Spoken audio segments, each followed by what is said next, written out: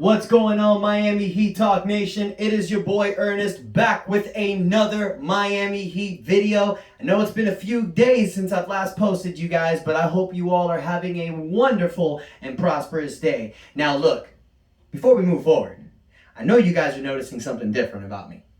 Trust me, I know. And that is right there. Your boy won another championship this past weekend. As you see the titles right there, I have a total of 5 sitting here. Your boy's fluttering with gold. Now, I'm kidding. I know you guys are checking out the hair. Yes, I know. I go a little bit crazy. This is my Dennis Rodman / Ric Flair phase. Your boy's just dyeing his hair different colors, taking advantage of the youth, as we all should. But we ain't here to talk about my hair. We ain't here to talk about these titles. No, that's for another day. We're here to talk about Miami Heat basketball.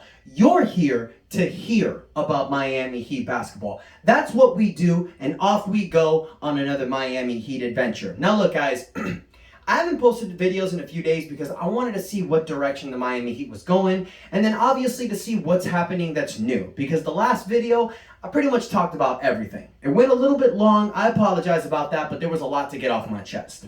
Now, we did recently have exit interviews. A lot of guys came out on the exit interviews.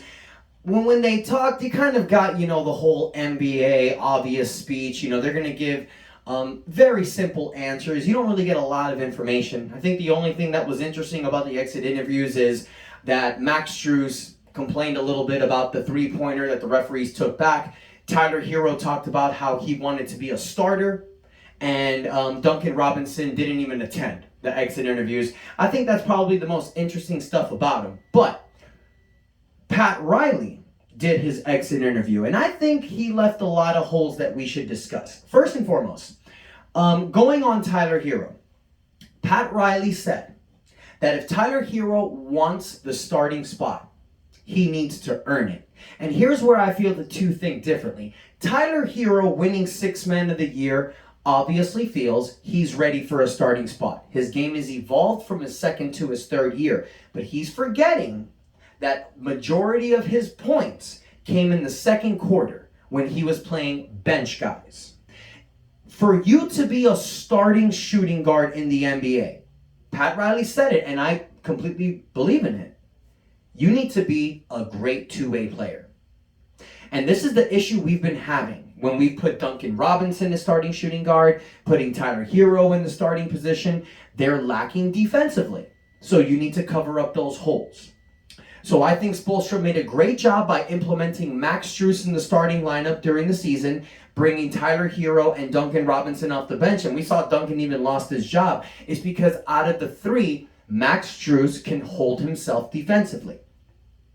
But Tyler Hero's 22 years old. And he's made a lot of improvement to his game from his second to his third year. He's gained size and muscle. He's working on his scoring. So this is what Tyler Hero needs to work on the offseason. Defense, defense, defense, some more defense, some defense on the side. And when you go to sleep, I need your ass to dream about defense. Okay? That should be the number one priority this offseason. You need to get with people like Gary Payton, Hakeem Olajuwon. I don't think that's probably going to happen. But you need to get with these defensive-minded players that play your position, that are your size. You need to get some advice. You need to talk to D. Wade. You need to talk to these guys who can help you. Get some seminars with some veterans. The defensive side is the main thing you need to work on this offseason. We know you could ball. We know you could score. You got to bring it up defensively. So that's what Tyler Hero needs to work on, and obviously gaining some more size. You're at 195 pounds right now at 6'5". We need you at about 205, 210. So work that out in the offseason, gain some size. You know what to do. Then, after Tyler Hero, he started talking about Kyle Lowry. What I found interesting was that he's stating there was 2 things interesting about Kyle Lowry. Now, I don't know if you guys noticed this, but during the season, Kyle Lowry was taking a lot of personal games off. He was going through some personal issues.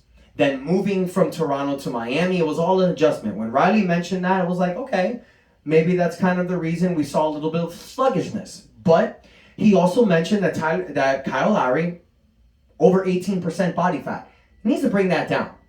When you are getting older, especially playing in the NBA. For those of you who played competitive basketball, you know what it does to your body at the end of the day, at the end of the game. You're drained, you're exhausted, you're beat. And then you got to do it the next 2 days. So what Kyle Lowry needs to be on is the best shape of his life. This offseason, bro, you need to get on the best diet regimen, get on a great workout program. We know that you can do it, but the problem with you this season was health. So if you are in the best shape of your career going into the 2023 season, we ain't going to have a problem. Doesn't matter how old he is. Doesn't matter if you're 36, if you're 37 years old. In today's NBA, longevity is key, and you can make it happen. We've seen it in the past. We've seen it with guys like LeBron James, with Kareem Abdul-Jabbar, with Hakeem Olajuwon, David Robinson. A lot of these guys have longevity. It's because they take care of their body and they make sure they're in the best shape possible.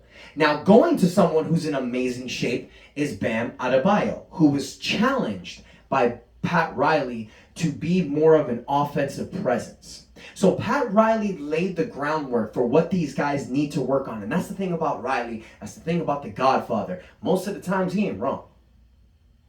All right? He knows what he's talking about. He knows what it takes to win in this league. All right? So whatever he says, these players have got to take it in. And they got to take it in stride, and they got to work hard this offseason. Because we were literally 5 points away from making it to the NBA Finals. We were right there. And what our players need to do is what Michael Jordan did 1990 after Game 7 losing to the Detroit Pistons. He didn't go home and bitch. He didn't complain. He didn't cry. He went home. He worked on his body. He got better. He got tougher. And in 1991, he went bubonic on their ass and then won 3 straight championships. So the Miami Heat need to take this loss as a build of momentum and come back stronger the next season. All right? Now, how are we going to come back stronger the next season? We talked about this in the last video, you guys. I'm not going to break down all the things that Miami Heat needs to do. We know what they need to do to get better. Bring these same guys back and tweak the roster a little bit. Now, we've talked it in the last video, and I want to thank all of you guys. Because in the last video, I think there was over 70 comments of you guys just giving ideas for trade options, just giving opinions on what the Heat should do. You guys are incredible. I love all y'all. You are the reason why it makes me keep going, man. So thank you guys so much. Now, I want to give some shout outs for some trade requests that I saw, and that's where we're going to finish this video on. But before I get there, you guys, I want to give, I guess let's talk about something that happened recently with Utah. We recently talked, and I've even put up a private video about this, Donovan Mitchell. A few weeks ago, I posted a video with a rumor that the Miami Heat are interested in trading for Donovan Mitchell, for possibly Tyler Hero. And y'all shut that down. And I was behind you guys, I agree. The rumors are coming back, okay? And I think this is just like, when it comes to rumors, you guys, you take it with a grain of salt. It's never really true. But if they're being talked about so much, that's because people from the Miami Heat organization either are leaking it or there's just a lot of stuff going around. But the rumors really went crazy yesterday when Utah's coach, Quinn Snyder, resigned from his position. He's been with the Jazz for 8 years. He's had many successful years as a coach. So now Utah, they look like they're in rebuild mode. Because if you're looking to trade Rudy Gobert or Donovan Mitchell and your coach quits, signs are looking back. Now, we don't know what's going to happen. For all you know, they're going to bring in another great coach and they're just going to ride this team out. But that's what the NBA is about. When drama happens, you got crazy ass rumors. So Miami Heat have been linked highly for Donovan Mitchell, and it makes a lot of sense. Miami lost Game 7. Donovan Mitchell's an all-star. Tyler Hero is getting there. On paper, people may feel that Donovan Mitchell is a better option than Tyler Hero. So you're going to make that trade. Now, I feel trading one and getting the other, you're not really upgrading too much. Let's talk about Donovan Mitchell. His defense isn't the best either. He only averages like 3 or 4 more points than Tyler Hero does. But if he comes to the Miami Heat, is he really going to average 25 to 26 points a game? He needs to get acclimated with the system. He needs to understand what his role is. trading Tyler Hero for Donovan Mitchell, I don't think is the answer. Now, I will say this. If Pat Riley makes that trade, it's because we know that he feels it's the right move for us. I am Pat Riley. The Godfather's the Godfather. He makes the decisions. I'm here to give my opinion. My opinion is, if you make a trade for Donovan Mitchell and then you send Utah Tyler Hero, Duncan Robinson, and a future first-round draft pick, you're giving away 3 possible players that can help you win now for one guy, and you don't know what else you're going to have.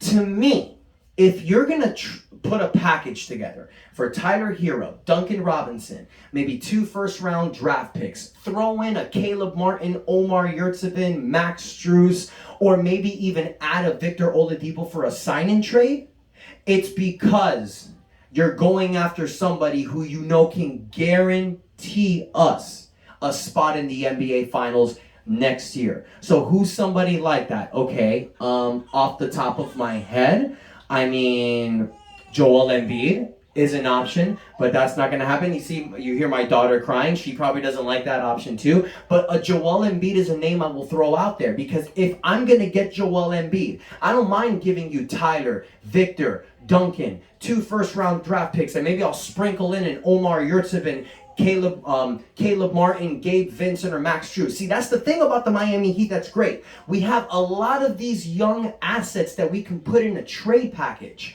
and get somebody who can help us now. Now, I'm not saying that Philadelphia is going to trade Joel Embiid. I doubt that. That was a small little rumor that was put because Joel Embiid put that rant on Twitter about Miami Heat and Jimmy Butler. But if you're going to trade Tyler and Duncan and give up first-round draft picks for Donovan Mitchell, are you really improving this team? I don't think so. That's why I'm saying. Now, if Utah is going to trade Donovan Mitchell and they'll take Victor Oladipo with a sign-in trade, Duncan Robinson, a first-round draft pick, and maybe Omar, Max, or Gabe Vincent, then I will make that trade today. Because if you're telling me I can keep Jimmy Butler, Bam Adebayo, Tyler Hero, Kyle Lowry, and have Donovan Mitchell on this team, then those are 5 players that can take me to the promised land. Throw in a starting 4 next to Bam Adebayo and have a Tyler Hero come off the bench with that starting lineup. I guarantee you guys, we're going to be in the NBA Finals next year. Now, people are going to call me crazy with that trade option and say, there's no way Utah will do it. Why not? Why not? Why wouldn't they take Victor Oladipo, who's been proving himself that he can carry, that he can play in the highest level, and maybe can sprinkle some of his old self there. He's only 30 years old. Duncan Robinson, who did have a bad playoffs, but you know that given an opportunity and given the green light, what he can do. Taking a young player like Omar, Caleb Martin, Gabe Vincent, or Max Strus adds depth, and then giving them 2 future first-round draft picks is going to help them fill their team. Now, it's also depending what offers Utah's going to get. I get that, you guys. But that's the trade that I'd be willing to do. If I'm trading Tyler Hero, it's because I'm going to get something that's a home run shot, like Miami did in 2004 when they traded Caron Butler, Lamar Odom, and Brian Grant, and they got Shaquille O'Neal. So that's the kind of trade I'm looking to make if I'm losing somebody like Tyler Hero. Because when we brought Shaq to this team, we gave up half of our youth to do that. I'm not willing to do that for Donovan Mitchell. I'm sorry. I think he's great. He's an all-star player. But I just think that if we give up all that for him, it's going to bite us in the ass. Now, I want to hear from you guys. Let me know what you think about that trade offer. I'm only talking about that one because the Donovan Mitchell trade is the biggest rumor that's going on right now linked to Miami. There's Bradley Beal. There's Eric Gordon. I think I even saw one about the Brooklyn Nets, but those are smug news. I don't even pay attention to that. If it ain't coming from Hoops Hypes, ESPN, Adrian Wojnarowski, Brian Windhorst, I'm not listening to it because the internet's bullshit, you guys. There's so much lies out there, okay? Now, with that said, I'm going to give credit to some of you guys out there. Now, I have so many followers, so many supporters. It's booming. I love each and every one of you. But I got to give some props to a few people. First and foremost, this dude named Jake Weiner. I see you, bro. Dude had over 20 comments on my last video. I give you props, man. Now, for those of you that's seen some of the trade requests that he put, dude, I don't know what you were drinking. But, like, he did this offer, Russell Westbrook for Jimmy Butler. No way, bro. Miami Heat would never do that. But there were a few offers in there that I liked. There was a particular offer that I saw from Jake and Michael. They said, trade Duncan Robinson for Christian Wood in the Houston Rockets. I love that trade. I think Christian Wood would be the perfect complement to Bam Adebayo in the front court. And it gives us what we need, and it gives Houston what they need, a shooter. I love that offer. Then there was another trade that someone else threw out there about trading for P.J. Washington. But then Jake said giving up Gabe Vincent and Max Strus for P.J. Washington. I may be reading that wrong, but if you suggested that, no. But Jake, I appreciate you, man. Thank you so much. Thank you, Michael. And also thank you to other supporters out there like Tarlia, Gene, Detwan, many others, Emery. You guys, thank you guys so much for the love and support that you give me. I know I'm missing a few, you guys. I've given shout outs before. I'll continue to give shout outs, but I love each and every one of you. Thank you guys so much for the love and support. Don't forget to hit the like button.